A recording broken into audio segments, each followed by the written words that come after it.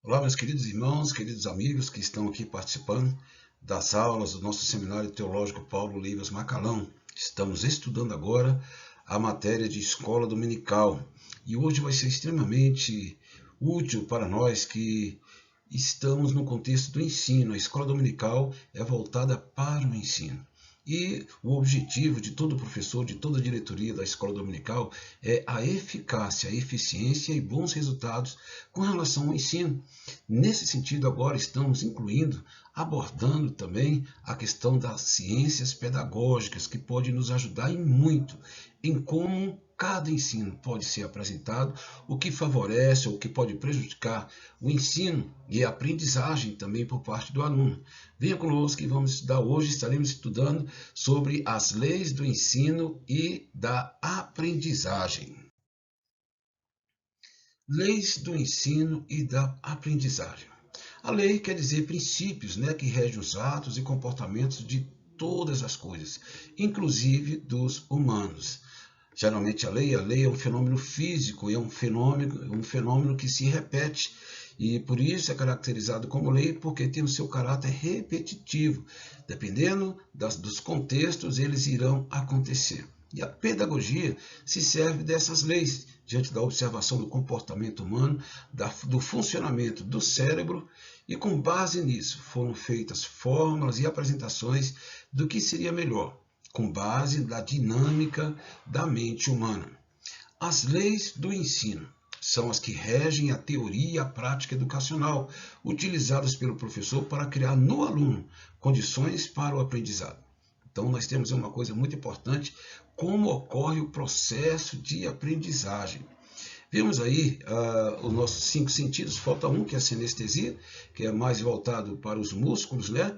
Vemos aí os nossos sentidos, o olfato, a visão, o tato, o paladar, que recebem um estímulo por parte de alguns desses membros dos nossos sentidos, né?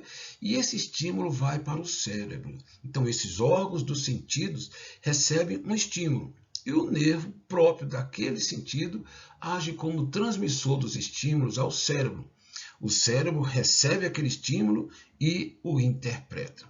Então, o ensino se serve muitas vezes dessa constatação, e isso para nós é muito importante, os sentidos como instrumento de recepção, instrumentos receptores do ensino que cada aluno pode receber.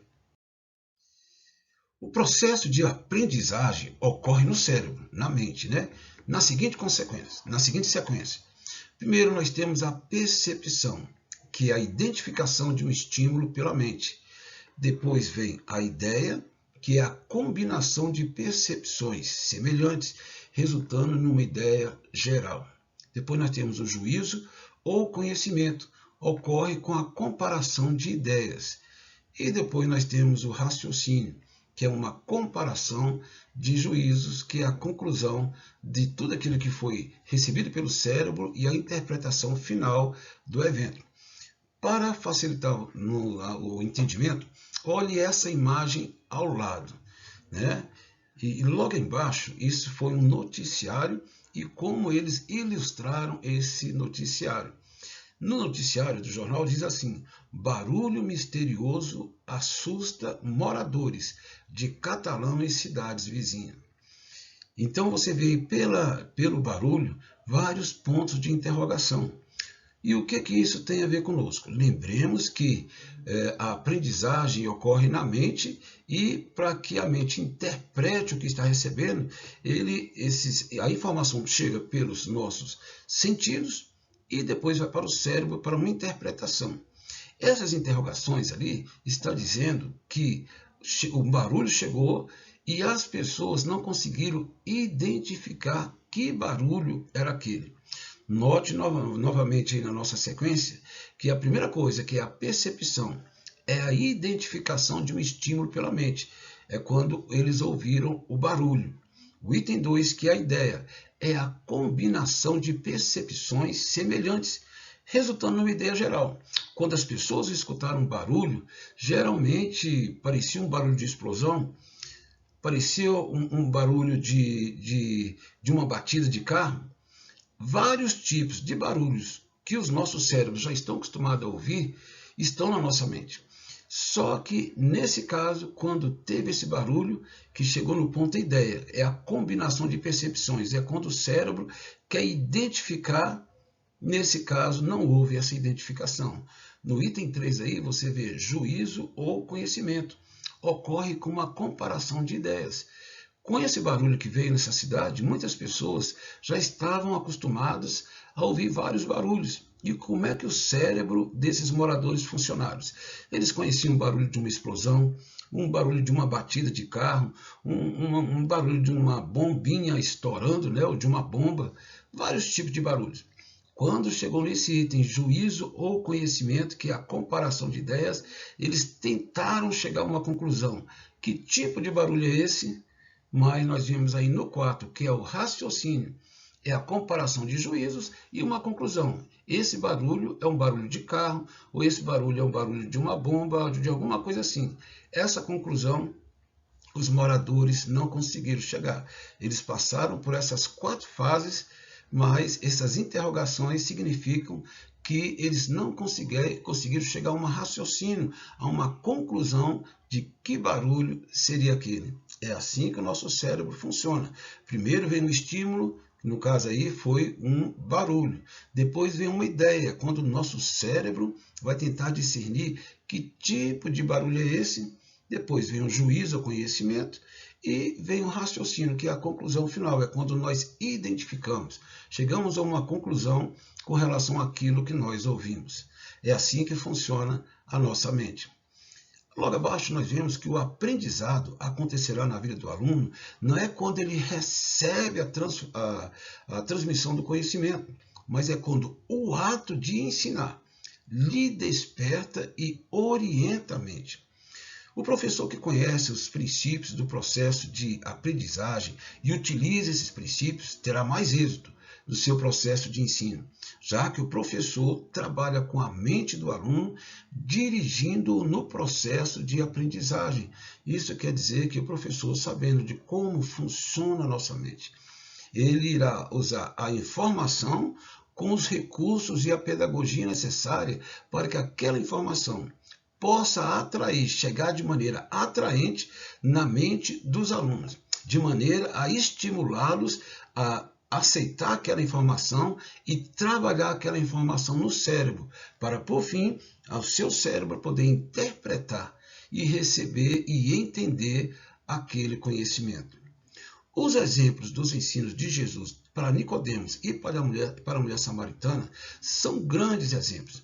Em ambos os casos, aconteceu que os interlocutores de Jesus, tanto o Nicodemos como a mulher samaritana, foram despertados primeiramente pelos assuntos, em seguida eles foram orientados ao conhecimento da verdade.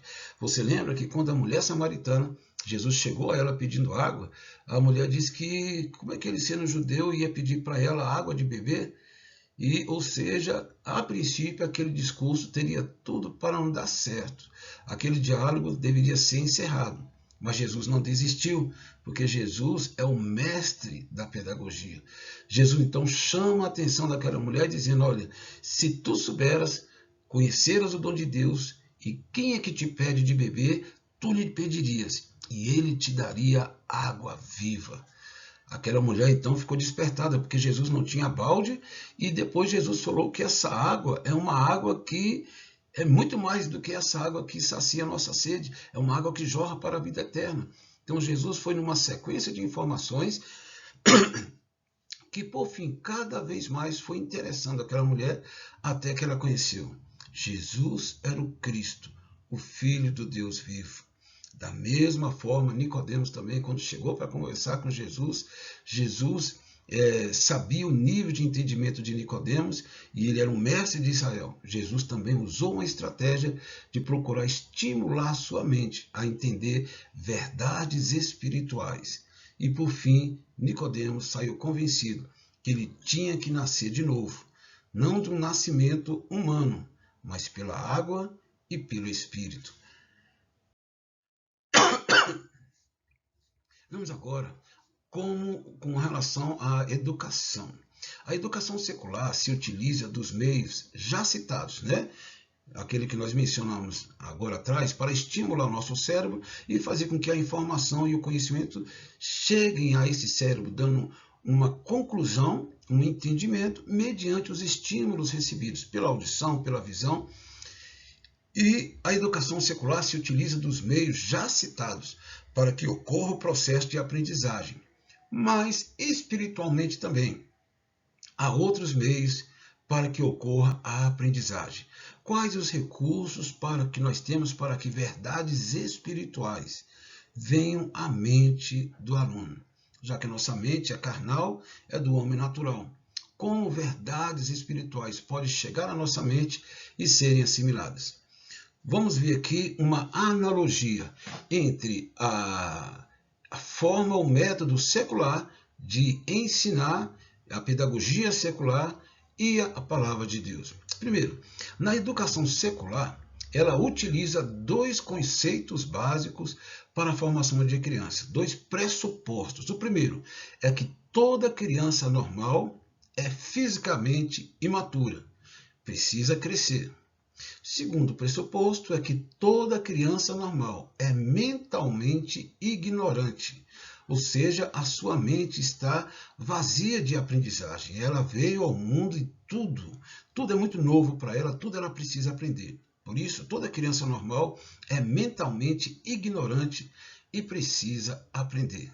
Numa aplicação espiritual, significa que todo cristão nascido de novo é uma criança.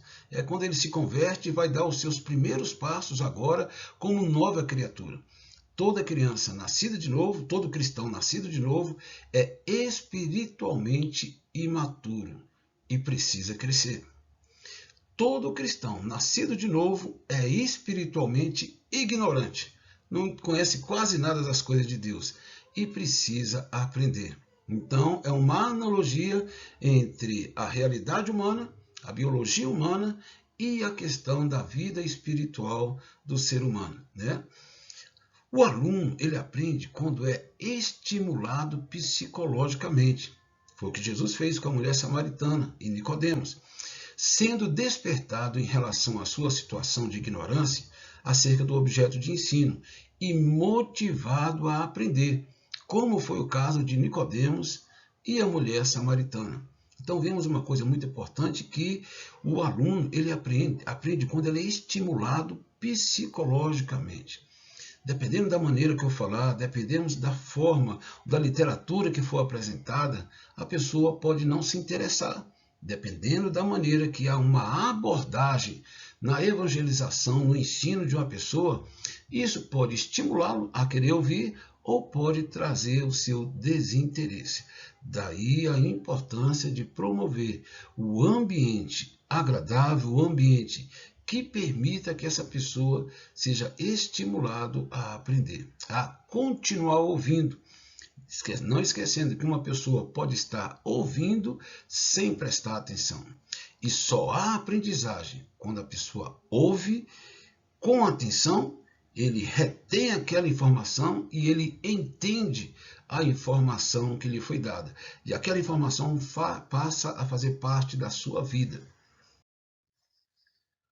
Quando é que ocorre o aprendizado na mente do aluno? Vamos ver aqui algumas coisas que favorecem o aprendizado. Já vimos lá atrás a questão da pessoa ser motivada psicologicamente. Vamos ver aqui alguns passos quando ocorre o aprendizado na vida do aluno. Primeiro, o aluno aprende quando gosta. Por escolha experimental, se há uma matéria que ele gosta, algum tipo de assunto que lhe interessa, então quando aquele assunto é tratado, ele tem interesse então de se aprofundar e ouvir sobre aquele assunto. Mas ele também pode gostar quando, por efeito, subjetivamente, por meio de questionamentos, Jesus levava o público a entender mais profundamente as verdades das Escrituras. Ou seja, a pessoa não é que ela não gostasse ou não gostasse, às vezes podia ser um fato novo para eles, mas Jesus já cria uma metodologia de estimular e de atrair o interesse para que eles ouvissem muitas vezes algo que era novo para ele. O aluno aprende quando necessita. Isso aí nós já sabemos muito, né? Quando temos que fazer aquela prova, quando temos que passar num concurso público, ainda que nós não gostemos de matemática ou de direito, nós temos que estudar e procurar aprender. O aluno aprende quando vê fazer, que é a demonstração. Logo mais nós veremos o quanto foi importante na vida dos discípulos quando Jesus os estimulou a praticar. Tudo aquilo que Jesus fazia, né, ele apontava como fazia, para depois os discípulos fazerem também. O aluno aprende quando vê fazer, quando faz, que é fazendo-se que aprende. E repetindo aquela prática vai se aprimorando. Então ele aprende quando há uma demonstração, isso aí Jesus fez fartamente, mas eles aprendem agora quando eles fazem. Jesus também praticou muito isso com os discípulos, mandando agora de 2 em 2 fazerem aquilo que Jesus já fazia: pregar o evangelho, curar os enfermos, libertar os oprimidos. O homem, a pessoa aprende quando é empregado. Métodos certos de ensino. O professor deve ministrar o ensino a partir do nível de conhecimento dos alunos e do seu próprio. Toda aula deve reunir 2 ou mais métodos de ensino. Mais na frente nós vamos ver sobre métodos de ensino, mas uma curiosidade aqui que é importante, que esses métodos devem ser empregados na sistemática do ensino. E para quê? Para que se atraia o aluno para favorecer a sua aprendizagem. O aluno aprende quando investiga, sendo previamente orientado e dirigido para isso. O aluno aprende quando está interessado. A atenção tem a ver com a pessoa do professor. Ele que vai procurar estimular, né, o interesse do aluno. Enquanto a atenção tem a ver com a pessoa do professor, o interesse tem a ver com a matéria, objeto do ensino. O professor pode despertar o aluno a ter interesse numa matéria que às vezes ele nem gostava. O interesse conduz à participação. O aluno aprende quando crê e confia em si, na instituição e no professor. O aluno aprende quando ora.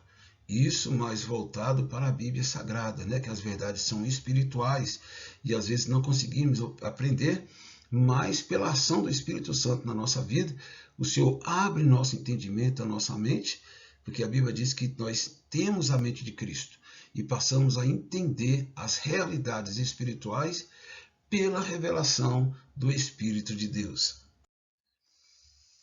As leis do aprendizado, agora considerando os sentidos físicos, são os princípios de assimilação e retenção do ensino por parte do aluno, os quais funcionam por meio dos sentidos físicos. Então, o processo de aprendizagem é aquela conclusão final, quando o aluno recebeu a informação, e ali aquela informação, então, ela é no cérebro adquirida, ela é transformada em conhecimento, é transformada em aprendizagem. Ela foi processada pelo cérebro, que por fim o aluno assimilou, né, aquela verdade, aquele ensino.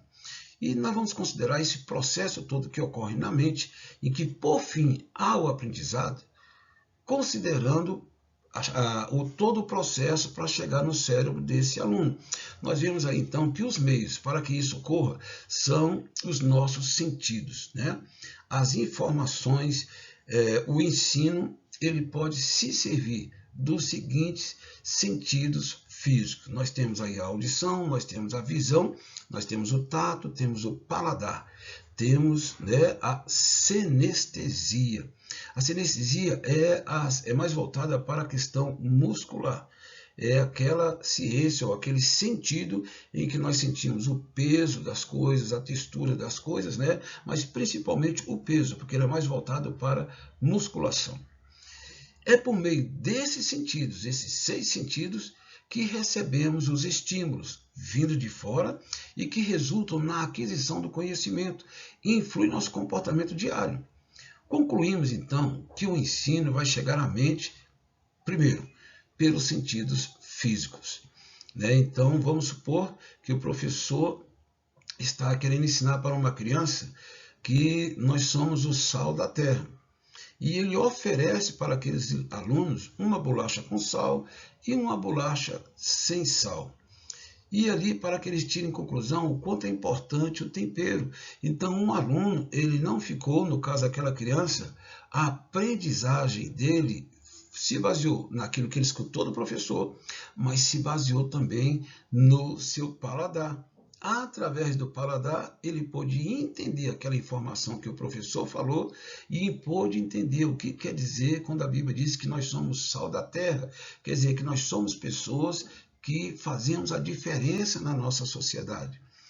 Outra coisa, então, o ensino, ele chega à mente através dos sentidos físicos, pela revelação divina, pela inspiração divina, quando o Senhor, através do seu Espírito Santo, nos orienta com relação a uma determinada informação. A Bíblia diz que ninguém declara que Jesus é o Senhor se não for pelo Espírito de Deus. É o Espírito de Deus que traz na mente e no coração das pessoas a convicção de que Jesus é Deus, Jesus é o Senhor. E isso quem faz não são apenas as informações, isso não são captados pelo nosso ouvido. Essa informação vem diretamente para a nossa mente por meio do Espírito Santo. E nós também concluímos que o ensino chega à nossa mente pela revelação divina, ou seja, pelos sentidos físicos, pela inspiração divina e pela revelação divina. 2 itens aí que são sobrenaturais e faz com que nós entendamos as realidades espirituais. Mesmo assim, sabendo, da importância que Deus age em nossa vida através da inspiração e da revelação, e que essas verdades espirituais chegam até nós através desse meio, mas não podemos esquecer que o agente do Espírito Santo é a palavra de Deus. E a palavra de Deus a pessoa tem acesso por 2 meios, quando ela lê a Bíblia ou quando ela ouve a pregação da palavra de Deus. Por isso que os sentidos físicos são muito importantes para que depois a pessoa também tenha um esclarecimento espiritual.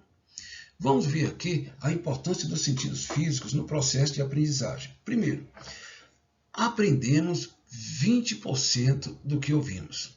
Nesse sentido, a voz tem grande influência nesse setor, dependendo da maneira que a pessoa falar, se ela fala de forma audível ou não audível, agradável ou desagradável, de forma estimulante ou que não traz nenhum estímulo. A voz, já que aprendemos 20% do que ouve, esses 20% pode ser atingido na sua plenitude, ou pode reduzir para 5%, dependendo da forma como aquela pessoa está ouvindo, ou dependendo da sonoridade da voz, do volume, daquela informação que está sendo apresentada. Outra coisa, aprende-se 50% do que se vê. A disposição do ambiente irá influenciar em muito esse sentido, se 50%, nós já vimos aí que há 30% a mais, O primeiro 20% do que ouve, 50% do que se vê. E o que pode favorecer? No caso de crianças, por exemplo, desenhos que o atraiam, um ambiente que lhe atraiam também, que traz bem-estar. Da mesma forma para o adulto também, dependendo do material que lhe for fornecido, quando é ensinado, apresentado uma informação, figuras, fotos, vídeos, isso pode aumentar em muito a capacidade dele aprender. Depois nós vemos que se aprende 70% do que se examina, quando a pessoa então tem à sua mão o material para acompanhar. Aprende-se 90% do que se faz.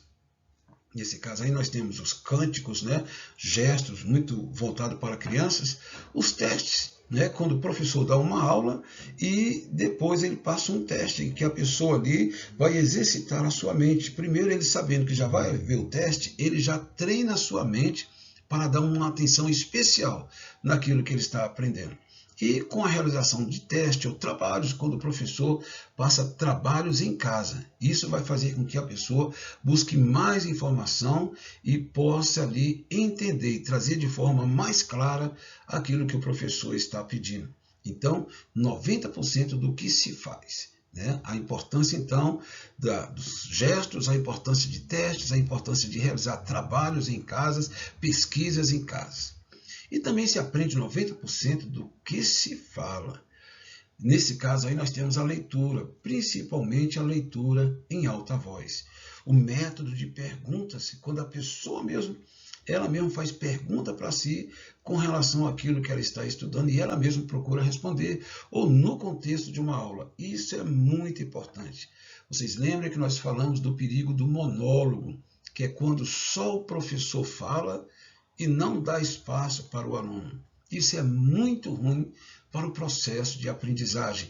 É muito importante que haja um espaço e haja que o professor deixe bem à vontade para os alunos expressarem suas perguntas, a sua concordância ou não com o que está falando. Isso vai provocar o debate dá muito crescimento. Reconsideração da lição, discussão orientada, ou seja, algo que envolva as pessoas a participar daquilo que está acontecendo, e ali sim, nesse ato de se falar, nesse ato de se envolver, de se falar e de ouvir, há um crescimento muito grande. E é isso, meus irmãos, nós vimos aqui essa aula 3, que fala sobre o processo de aprendizagem. Estaremos logo estudando os outros pontos também. A ideia são pequenos slides para dar tempo de você assimilar e depois ouvir cada um, já que cada slide procura apresentar para você uma temática. Nessa que nós estamos estudando agora é sobre o processo de aprendizagem. Deus te abençoe. Na próxima aula estaremos juntos.